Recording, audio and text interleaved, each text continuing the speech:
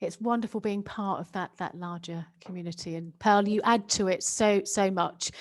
Thank you. So let's start looking at Belbin and AI. And I think what would be great, seeing that so few people, you know, we've got so many new people here with us today, is Pearl, let's revisit what is appreciative inquiry and how to use it with Belbin. So I'm just going to say over to you. Will do. Thank you so much. And Joe and I want this to be a dialogue. We want this to be one where we can, as far as possible, can be really interactive. So please feel free to put in your comments, your questions. You'll find that Joe and I will also probably be asking each other questions in a bit. Yeah. But what are we going to be looking at today? So we thought these three main elements may be useful. We will look at how Belbin powers the appreciative inquiry process. We will, of course, look at appreciative inquiry as a change management tool. And how can it be a tool that can be pretty powerful for all of us right now at an individual level and also for our teams. And looking at how do we strengthen impact and the outcome of any change initiative using Belbin and AI in combination. So these are the main elements that we're kind of going to focus on. Sounds okay, Joe? Sounds perfect. Brilliant. Now, normally, when we are faced with a problem, our normal response to it is to analyze the problem, to figure out what's wrong, so that we come up with the solution. Yeah, that's our immediate response that we would normally have. In appreciative inquiry, there is a bit of a change in angle. And in AI, we are invited to, instead of analyzing the problem, to just shift the focus and actually analyze and study what are the resources that we have with us. What is available with us? What all do we have to fix the problem? And you realize then that what you're really analyzing is you're beginning to analyze knowledge, experience, talent, capability. And in that, in going deeper in that, you begin to see opportunities for a solution. So in both cases, when you're looking at problem solving, the problem is there.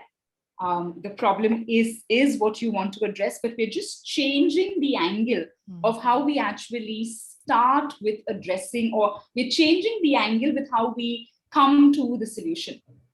Why is this difference in angle important? Why do we want this different angle? Because of the fact that systems can either be complicated or complex. Now, what is complicated? Complicated is where you have a system, a machinery that has innumerable parts, but a number of parts. Complicated, however, the number of parts are fixed. And there is a fixed way in how those parts will behave. And therefore, if a machine stops working, you need to go and analyze, well, what part is not working?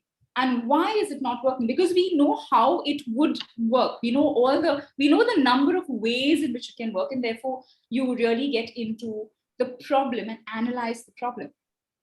However, a system is called complex when there is emergent behavior. And emergent behavior comes in as soon as you have human beings that are part of the system. Because we don't really have finite ways in which each of us behave. There are different aspects that influence our behavior. There are different ways in which we tend to react and we tend to respond. And when that happens, we're really dealing with a system, therefore, that is complex, wherein new things can emerge. And if it is a system where new things can emerge, then shouldn't we actually leverage this possible generative power that is already within the system? Now, how do we then get to this generative power in order to find really the solution? And that's where we're now going to get everyone to kind of come in, because we're going to get into the seed of this generative power. And I'm going to ask you, therefore, to get your phones, if you have your phone with you. If you are already on a phone right now, we're also going to send you a link. But we're going to ask you to go to www.menti.com and put in that code that you see. Okay, that's 1933 1994. Menti.com. I have posted this in the chat. I have posted the link in the chat for anybody who wants to have it there. And in the meantime, what I'm also going to do is I'm just toggling and sharing my screen, because I'm just going to go to menti.com. Great. Oh, fantastic. I already see people already there. Look. Great. So the question is, as you look ahead in these challenging times, what do you feel about leading change? So as you look ahead, we've been through a year that's been challenging. We know the path ahead is really one we're going to have to create. As you look ahead at these challenging times, what do you feel about leading change? Would you say you feel overwhelmed? Do you feel uncertainty? Do you feel anxiety, optimism, gratitude? Do you feel determination? Okay, we've got about 54 responses and still coming in. And of course, we may feel a couple of these emotions, and that's fine. So put down, what is it that you feel?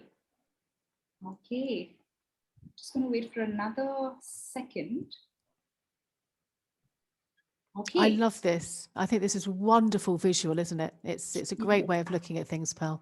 I think it's really beautiful, because when we look at all of us together right now as a community on this webinar, and if you look at what are the feelings that we're all kind of sensing, have a look at it. There is overwhelm, yeah, but it's a small number, okay? There is uncertainty, okay? There is a sense of uncertainty, there is anxiety. But look at the amount of optimism. There's optimism, there is gratitude, and there's also determination. Yeah, you know, the look at those numbers over there. So there's some bit of uncertainty, there's optimism, and there's determination. Yeah. When you look at these, Joe, your comments before I say something. Yeah, anything that strikes you? Well, I think people have been quite honest, actually. I think that the uncertainty is there, isn't there? But I think there's an uncertainty of how the outcome is going to be, perhaps. Yeah. Isn't it? But it's great to know that people actually, regardless of the fact that we feel that we're walking on jelly at the moment and we're not too sure what's going on, is that people are overwhelmingly positive and optimistic about what, and really dug in, haven't they? Really dug in to be able to get that done. Yeah. And if you notice, you'll realize that the emotions that are on top, overwhelm, uncertainty, anxiety, tend to be negative emotions. And then you've got optimism, gratitude, and determination. So when you look at that first line of emotions, these could be emotions that actually have the power and ability to drain us. If they are felt too much, overwhelm, uncertainty, yeah, anxiety over a certain limit can definitely drain us. Yeah. And you look at those other emotions, when you feel optimism, when you feel gratitude, when you feel determination, these are emotions that have this generative power. And therefore they say there is power in emotions. And the word emotions, they say it means to move. It's the energy that allows you to move. And I remember someone telling me once, saying that our emotions are our friends. They're actually telling us that we need something. Yeah, our emotions are actually telling us what is it that we need, what is it that we require. And therefore, we can actually look and say, we can choose how we want to look at a situation and how we can actually use our emotions. The choice of using our emotions, leveraging our emotions, really lies with us. Yeah. So you'll realize that when you feel each of these emotions, there is a certain energy that you feel. It can either drain you or it can actually be generative. Yeah. Now we want you to do another bit of reflection. Okay, everyone ready? Think of the year gone by. What is one thing that you did in the last year that you are proud of? And how has it positively influenced you and others? So think of the year gone by. What is one thing that you did that you are proud of? And how has it positively influenced you and others? And what we're going to do right now is you can actually type that in on your Mentimeter screen. So if you've gotten off Mentimeter, it's menti.com, and you can use the code. It's the same code. But think of the year gone by. And I like this, Pearl. I'm just going to interrupt you for a second. yeah. Gary said, I remember reading somewhere that an emotion is where the mind meets the body. Oh, beautiful. Gary, that's nice, isn't it? Isn't it? And I think emotions, therefore, really help us center ourselves and really help us connect within, and actually helps, I think, connect the mind and the body to now say, how do I now move forward? It really brings that connection. Thanks, Gary. That's brilliant. Okay, looking at the responses over here. Just if people are wondering, the link is back into the chat for the Mentimeter with codes, etc. Okay, so think of the year gone by. What is one thing that you did that you were proud of? How did it affect, positively influence you and others? Lots of extra training during furlough. Fantastic. I improved my fitness and kept a strong mind. Made life better for homeless and rough sleepers. The whole team did. I got married to my best friend. It was something very special for our family and friends to celebrate during a tough time. Beautiful. Learned many new coaching skills, completed some online courses, organized 2 trainings for the staff, working with the NHS, transitioning to virtual workshops and collaboration tools, being able to impact much more people than what I did in the classroom. Use the opportunity to enhance and explore new learnings. Can we see these, Pearl? Is it possible to see these as they come in? Oh, can you not see it? No, not oh at the moment. Gosh, No. thank you so much. I didn't want to interrupt. Oh yeah, I was totally flow and fantastic. Look at this. What's wow, look at those. Yeah. Okay. My garden felt like my haven. Others enjoying and relaxing and socializing. Beautiful. I saved a 200-year-old oak tree from being cut down. Brilliant. Wow. New skills. Became more of a family member. I enrolled in a few of the courses, of course, with the hope that I'll be alive and courses will help me excel in my career further. Done some social work, spent valuable time with family, published a book. Just casually, I just published a book, it's wonderful. Actually, I would add to this. I can't because I don't come off Zoom because it scares me. But I would say actually one thing that I personally am proud of over the last year or so are these webinars. It's something we didn't do before.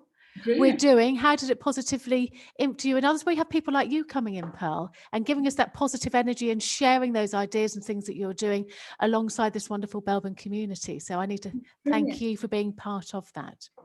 Thank you. And yeah, because even I was looking at this question and I said, what is something that you're proud of? And if you think of what you have put in and you further ask yourself what enabled it, saving that 200-year-old tree, what really drove me to do it, what all was required, what all did I do, attending these online courses, doing the training, what all did I do? You will start seeing that in digging deeper into that experience itself, you'll start seeing elements that could point you to new opportunities. Mm-hmm. In just digging deeper and analyzing this one question that actually went right, you'll actually start seeing new opportunity within. And that is really what AI invites us to do. What we've done is we've used the power of questions to discover what was going right. What was here to celebrate about last year? We've used the power of that one question And we've got all of these responses that really came up, and you're looking at how has it impacted others? What's the positive impact it has actually created? Because whatever you have done has not only stayed with you, it has impacted your family, it has impacted society. We've used the power of questions and the power of emotions, because we ask the question of what is something that you are most proud of. We've used the whole aspect of positive emotion of pride, because pride is an energy that's generated. It's an emotion that's generated. And therefore, we're digging into it to say, what more can what can I learn from this? And how can I use this now to power the way forward? And that is what appreciative inquiry for change management allows us to do. It's helping us harness the power of emotions and questions in order to lead change management. Now, this is really at the core, but how do you really get started? Yeah. And the starting point is the AI mindset, because remember, AI is not about forgetting the problem. Yeah, AI is about addressing that problem and not only fixing the problem, but actually surpassing it. And actually saying, well, what's the best possible? Not really what do I want to get it to, but what's the best that I can possibly do?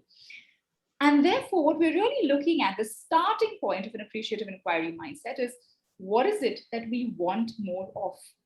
What is here? And then secondly, then go to what is here to celebrate.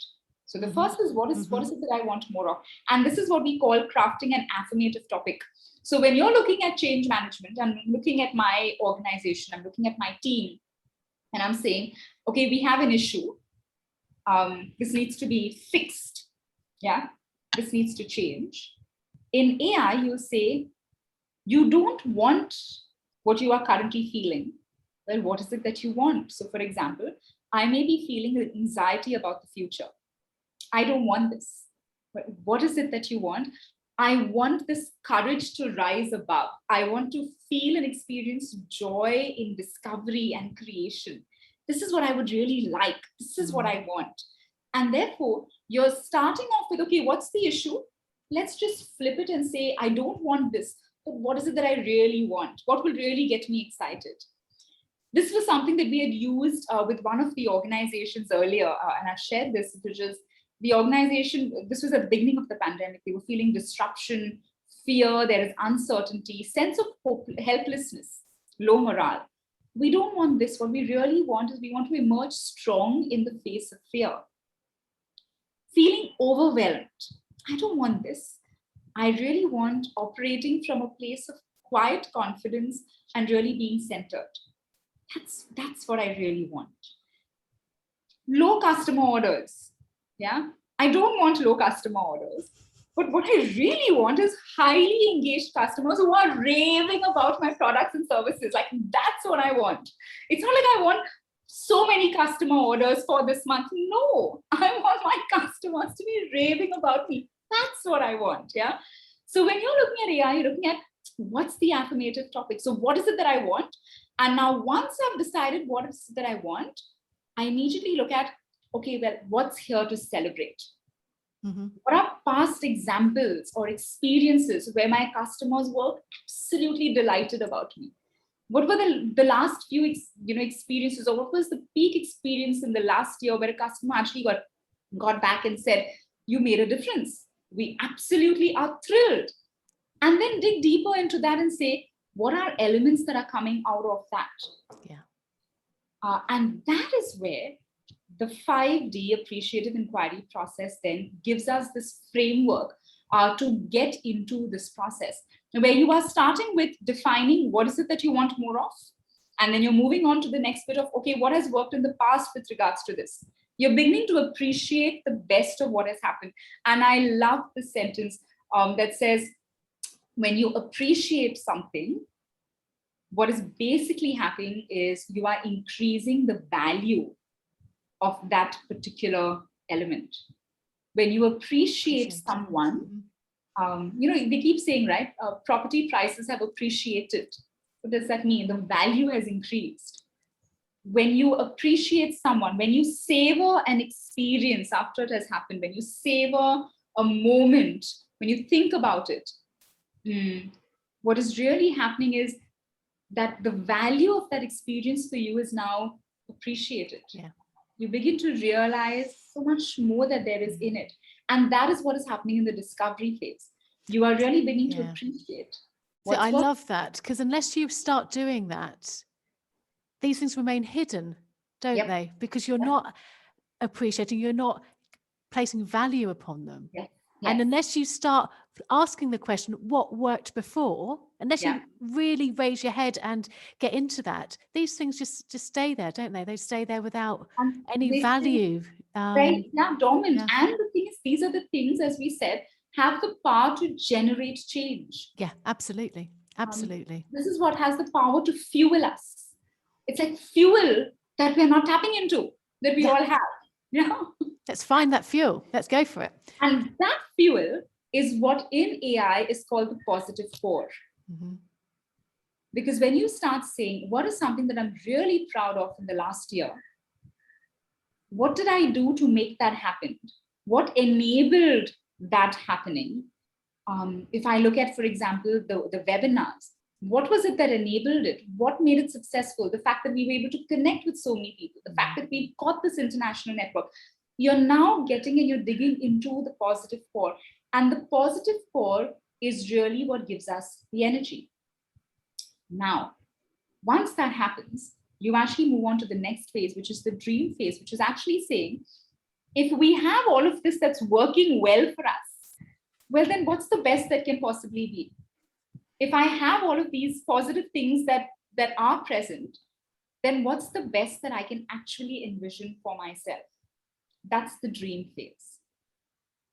And then, Joe, the define, the discover, the dream can make you feel really good. Like, you can feel happy and there can be positive emotion. Then the whole question is, you don't want it to just remain like that. Yeah, you need to actually do something, don't you? You can't just remain in this positive core. You need to then say, right, okay, what is it we're going to do? You need to, you then need to kind of anchor yourself into the whole actioning bit. And that's the design phase of actually saying, how do you make this a reality? But the beauty, Joe, is when you go through this process and once you reach the design phase, there is strong commitment and there is strong belief that this can happen. And there is strong purpose in what you are doing. And all of that is happening because of what you've been through earlier in the previous stages. And then, of course, you have the destiny phase, which is actually checking in and saying, well, what is working well? What's going well? How do we really improve? What do we need to improve upon? And these are the 5 elements of the 5 Ds of the appreciative inquiry process. Now, where does Belbin come in over here? And I think Belbin and AI make such a powerful combination because both are really strength-based and both are really looking at what can be created. So definitely at the discover phase, because Belbin is helping us identify and discover what are the team roles that we play really well? What are the behavioral talents that I shine in? Yeah. What is it that I'm bringing onto the table? What are my resources? And then very, very importantly, and I think this is so key, Belbin is such a powerful tool to anchor that design phase, to actually say the how of making our goal a reality. And how can we use the team roles to actually put our project and our process in place. And then, of course, also in the destiny phase. And we will talk about this also when I share the case study. But Joe, at this point of time, any comments, queries or questions? Yes, no, it's an interesting one. We have a discussion going on about how important it is to also look at the why things didn't happen. So not instead of always looking at the positive, we sometimes need to also address the negative. Why didn't it happen? So on and so forth. Otherwise, we just make the same mistakes again and again. That's so true. And, the whole bit is we are so used to doing that. We're so used to, and it's important. Critique is really important to actually say, because that's how we also learn. We learn from our mistakes and saying what did not go well.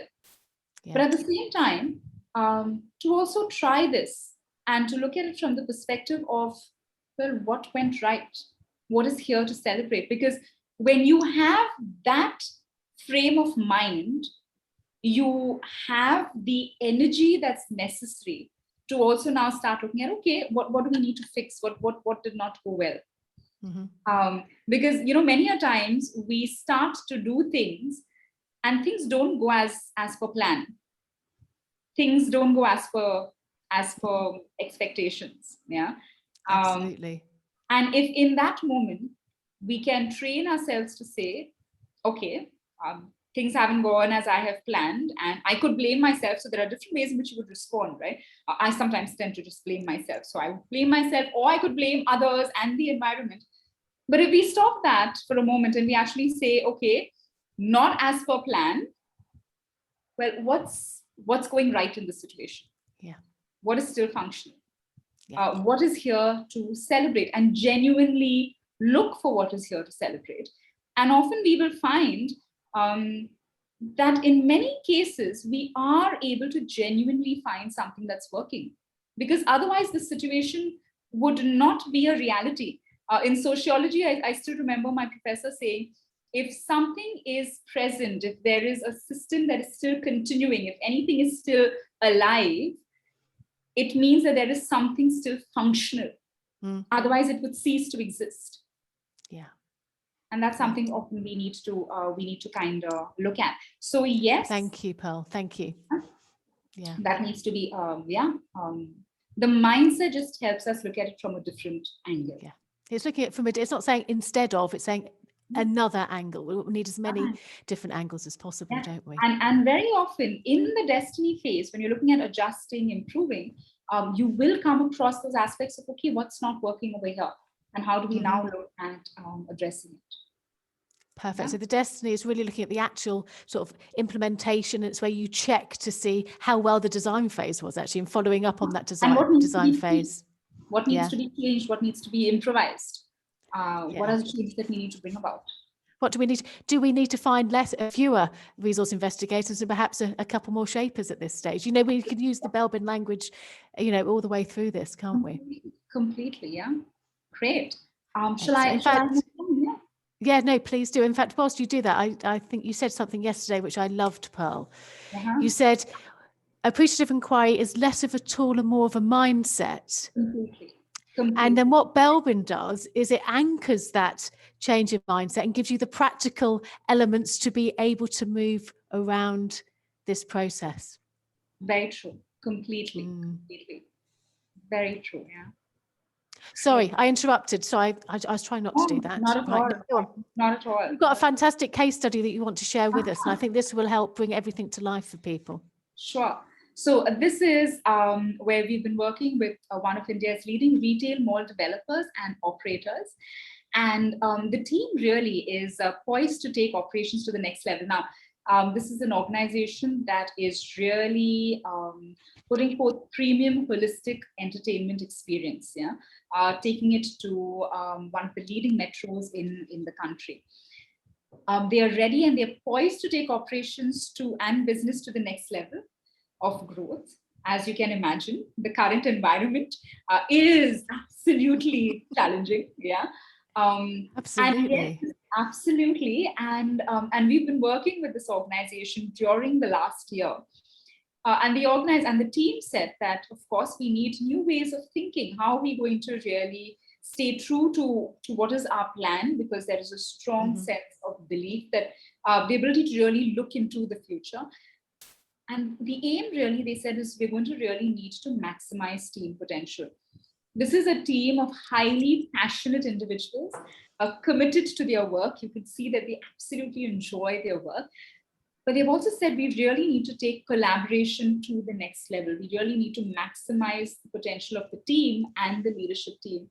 And that's when we used Belbin and the Appreciative Inquiry thinking in putting together really a journey for the team. So let's see what that really looked like. I have to say, Pearl, I love that because very often teams continue to work together, but I can't remember which book it is now. I think there might have been an article that I was reading, is that actually if the team takes responsibility to be even better, this is where you have true sort of coaching, team coaching, because the responsibility is, as we are at the moment, we're good. Yeah. But as a team, if we're going to reach this objective, we need to be better. Very true. Yeah. Isn't it? And that's what they're doing. They're taking responsibility for the outcome as a team and knowing that they need to be performing at a different level.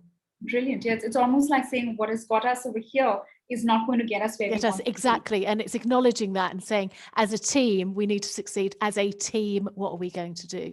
What is therefore now this next level of growth, and what is the work that we will need to do together as one unit if we've got to kind of move ahead? Yeah. Perfect. And when you look at this, and if we put it into the whole process, so when it came to define what is it that we want more of, we said we really want to power the team collaboration that already exists, but we really want to take it to the next level. When it came to the discovery bit, the team actually looked at what has been their experience of uncovering potential. What does that mean to each one of them? What does it really evoke for them? Because that then is a part of what each one is bringing onto the table with regards to uncovering potential. And of course, we leveraged the Belbin Team Roles over here. So behavioral strengths that each one actually brought to the table. Once we did that, it's interesting how this is already prepping the team and individuals towards actually saying, what next, therefore? And if we have all of this, where can this take us? Yeah, if we actually amplify this. And then it really led to the next phase of actually articulating what's the desire that we have for this team, and also digging into our purpose. So what's the best possible that we really want to envision for ourselves? And it's a beautiful exercise when a team together is sitting together, discussing, sharing their dreams and sharing what is it that each one of them see, and how there are different elements, the common elements that come out. And also there are certain elements that also come out otherwise, which the others may not have considered. But that whole process that can be just so very organic. And then, at the end of it, because everyone has been part of it, there is that buy-in that we have been part of this whole process of actually saying, what do we want to envision for ourselves? Yeah. Once that was done, we actually then looked at the design phase. And the design phase, for me, of course, personally, is also the really exciting bit, because this is where you are actually empowering the team with the tools that we use. So what we used was particularly, of course, the Belbin Circle, and we used Belbin with project teams. So exactly what Jo has with her, the Belbin Circle. And then there's a beautiful exercise on how you can look at stages of a project.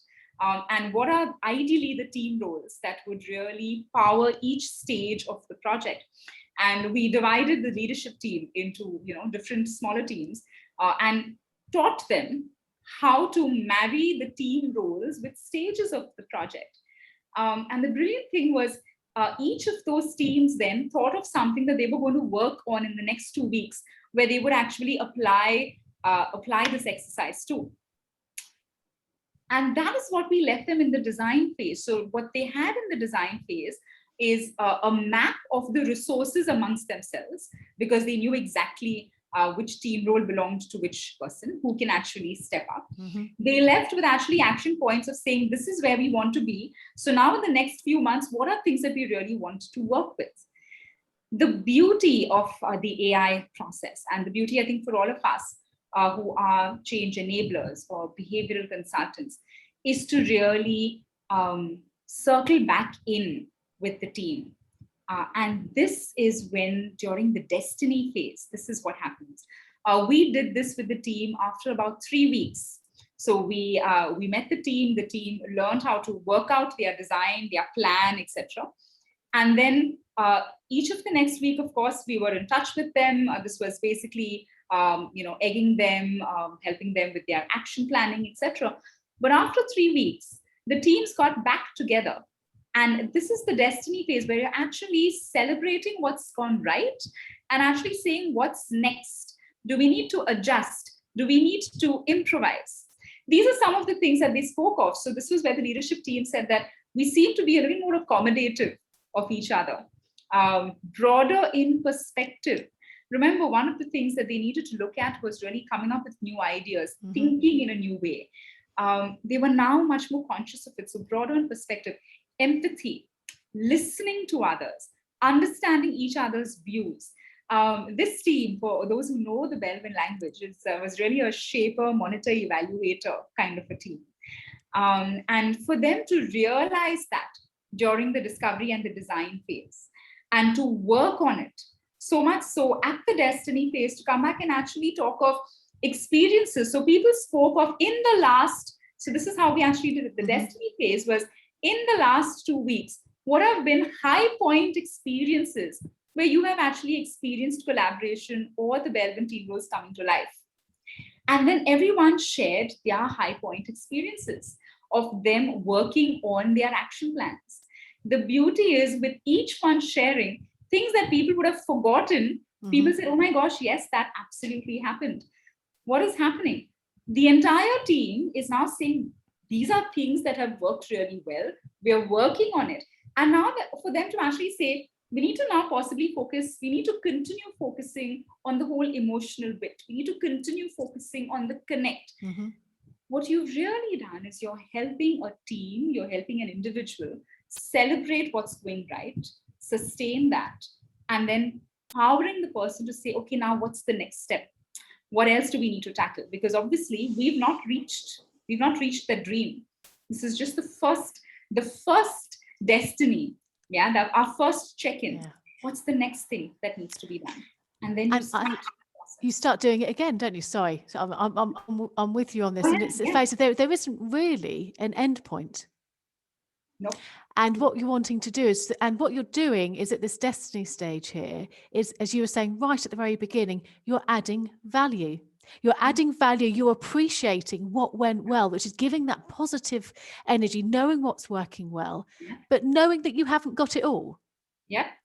And then saying, okay, so let's celebrate where we're going really well, where these team roles and the work that they were given sort of perhaps resonated and things were going well. However, there's other things that we now need to look at and going through the whole process again. Exactly. Saying, this did not work well.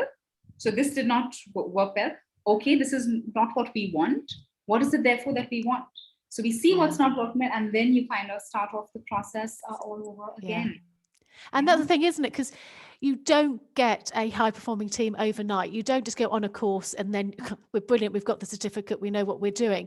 It is an ongoing process. Completely. And to keep the energy and the desire and the need for that process, having this positivity at its core, helps, as somebody's just said, it's a beautiful way to ensure team cohesion. It's keeping that team together to be able for them to really, what do they want more of? Powering team collaboration. Well, beautiful. Yes. And in fact, I think I'm just reading one of this thing and someone says in the dream stage, can we use brainstorm? When you do this process, you'll realize that the dream stage automatically takes on a new dimension because you've already tapped into emotions and you're thinking, what's the best possible? And that is really getting powered with images that people want to then make a reality. And therefore goes a little beyond the whole brainstorming. Yeah. Well, it does, doesn't it? It goes beyond, because normally when you're at that stage where you're looking for different ways of looking at things, you say, what should we do? If we could do anything, what should we do? Whereas what you're saying is, what is the best we could possibly be? It's sort of reframing that, isn't it? So you're going to be getting those different contributions coming through. And Joe, brainstorming is usually at the head level. But at the dream stage is what, which I remember Gary mentioned it. Yes, you are connecting the mind and the body. You're connecting the mind and the heart, and that's what's happening at the dream stage. So you're getting the best. Wonderful. You're getting the best of both. Yeah, you're using your imagination in the dreams. Brilliant when you experience it. Okay, so.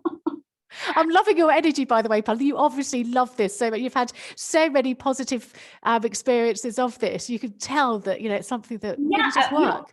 No, very true. And at the team level for an organization, and also, Joe, at an individual level, you can use this so powerfully. for yourself. When you are working on a particular change yourself, and just brilliant how empowering and how it really puts you in that space where you can create change. Yeah, this is really positive, really positive. Great. So what we really looked at, and this is kind of to summarize, and then of course we can take inquiries, questions, and then or move on to the next bit, which is with Belbin and Appreciative Inquiry, you're really starting off with saying, what is it that you really want? Yeah, that's the first part. And then you're saying, we're discovering what's going right. What is here to celebrate? Yeah, as Jewett Jones says, what is here to celebrate? The how of making the dream a reality. And this is again where Belbin becomes really important. So Belbin is helping you in the discover phase. It's helping you in the how, because it's actually telling you, especially from a team context also, how do people collaborate over here? How do we really make this a success? And this is where people really start enjoying themselves, because you are leaving with an action plan, a concrete action plan, and a language to talk to one another. And then you are getting to power the journey through the destiny phase, where you are again looking at Belbin and saying, what's gone right? What do we need more of? Where do we need more contributions? Yeah. Perfect. The three main elements over here. Thank you for putting that so succinctly, and it just makes sense, doesn't it? I mean, it really does make sense that this is what you would do for long-term team effectiveness. We've just had a question here from Gary. He'd like to know, how long have you worked with this leadership team? So this team is, Gary, we've been working with this team now for about 3 months, in conversation with the HR head a little longer before that. And this is in fact a case study that is still on. And we're now looking at the next phase that the team will be looking at. So about 3 to 4 months with quite a bit of interaction before that also. Although, if I remember rightly, Pearl, what you said was just fantastic, that they're the ones that approach us. They want to keep going. Yeah. They're like, we don't want to stop here. We don't want to stop here. We want to keep going through this process. What was beautiful was when I was having the conversation, of course, with the sponsor, which is of course the HR partner, and she agreed. She said the team was really ready, and you could see the team was now wanting to go ahead, and she said we really should support the team now as they take it ahead, and I think that's beautiful. Yeah, absolutely. Thank you very much. I hope that's answered your question, Gary. So really what we've done, Pearl, over the last 45, almost 50 minutes is that we have looked at Appreciative Inquiry. We've looked at it. What is it? It's about harnessing those positive emotions. It's finding that positive core and giving a different way to frame the way that teams can work together to be able to reach their objectives. It takes into consideration the emotion. We're not machines, are we? So we're taking into consideration those emotions and really tapping into those.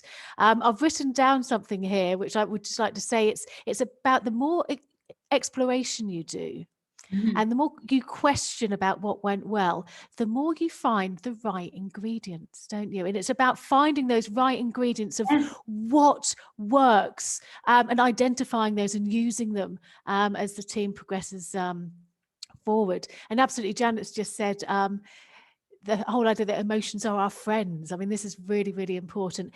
But then combining it with Belbin, and we've touched on how at those 3 stages, Belbin can really add that practical anchor to Appreciative Inquiry to make sure that it obviously isn't just up here, you're combining this, and no, not just down here, you're combining that and that, whatever. I'm getting confused with those, but I think it's been really useful to see that, and I do thank you, Pearl, for going through the case study, which always brings things to life. Now, Pearl and I have been working together for a while on this, haven't we, Pearl?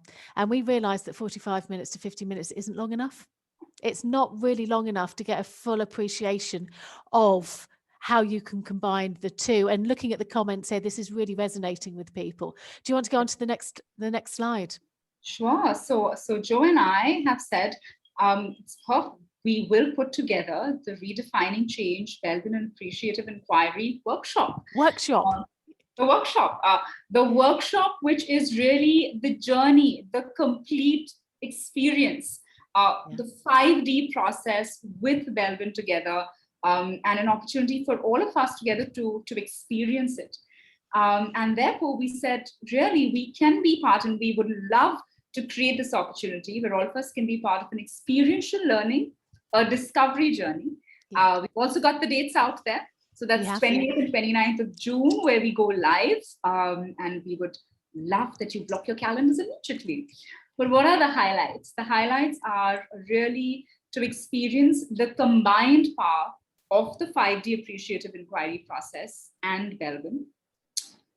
Be equipped with the how of creating change positively, and to look at this both at an individual level and at the team level, so that we can really experience it ourselves, but also be able to use it for our teams within our organizations. And we are going to be looking at this whole aspect of how does one redefine change. Yeah. So we will start off completely with actually the define stage, and then move on to each of the other stages also. Okay, what's the methodology that we're using? There are going to be live sessions. It's going to be video modules. So it's blended learning over the 2 days. You will get your personal individual Belbin report. So personal reflection and actioning on it is going to be a crucial and important part. And what I think is going to be beautiful is this opportunity to journey with an international cohort of individuals. So really tapping into the Belbin global community and journeying together. And why are we saying journeying together? Because it is going to be a journey. You will have the discover, the dream, and the design phase all through live sessions. And this is going to be on the 28th and 29th of June. And then we will reconnect for the destiny phase. But in between that, we're going to support you in those 2 weeks, because you will have a personalized one-to-one coaching on your Belbin report with an international Belbin expert. And I think this is brilliant, because this is where you're getting individual insight for yourself, looking at how does it tie in with your dream, how can it further strengthen the design that you will create for yourself. And then we come back after 2 weeks for the destiny phase, where the entire cohort comes back together to actually talk about and share what has happened so far, what's the success for so far, and what's the progress that we have made on our individual dreams. So this is on the 20th and 29th of June when we begin, Joe. And we are really looking forward to it. So if you're looking at experiencing and using the AI and Belbin, or if you really want to, if you're really looking for something to bring about change and experience it yourself, I think this really may be something you want to look at. No, absolutely. I'm really looking forward to it. What Pearl didn't say is one of the other highlights is the fact that she will be facilitating. And I will be facilitating alongside Pearl. So you've got this duo who will be running the workshops. They'll be running from 9:30 till 1 on both days. You don't need to be accredited to join. If you are accredited, that's fantastic. We just want to open this out to anybody who is interested in looking at change and creating change in this positive way. So we've tried to keep it just to 2 mornings, so it's not a whole day of Zoom, because that would be draining. So 2 mornings there, and we'll be interspersing that obviously with some one-to-one coaching feedback, and also that catch up at the end. But I will put the link to the workshop in the chat in a second, and I will also put it in the email that you'll be receiving with a recording of this webinar. Thank you, Vicky. I couldn't find it. So we've already got somebody booked on. Brilliant, Gary, lovely. Thank you very much indeed. Gary. Wonderful. Okay, so thank you so much, everybody, for joining us over the last hour. You will be receiving an email